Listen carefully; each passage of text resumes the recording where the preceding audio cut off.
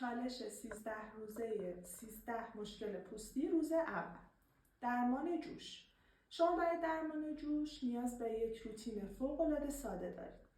از یک میسلار واتری که ترجیحاً مناسب پوست حساس باشه باید استفاده کنید. مثل این میسلار. نکته دوم شوینده‌ای هست که مناسب پوستتون باشه. شوینده‌ای که سالیسیلیک اسید، بنزوئید پروکساید و تیتری اویل داشته باشه. مثل این شوینده. و مورد بعدی یه مرطوب کننده و آبرسان خیلی سبک، فاقد چربی، مناسب پوست‌های چرب هستش. مثل این. و نکته خیلی مهمی که برای درمان جوش هست، یک ضد جوش داخل روتینتونه. مثل ضد جوش دیفری.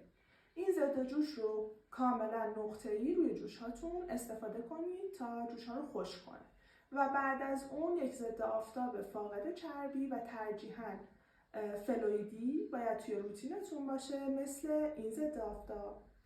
و بقیه نکاتی که مناسب پوست چرب هست رو من داخل کپشن نوشتم، حتما مطالعه کنید و به هم بگید که چه روتین پوستی رو دوست دارید من در پست های آینده بهتون معرفی کنم.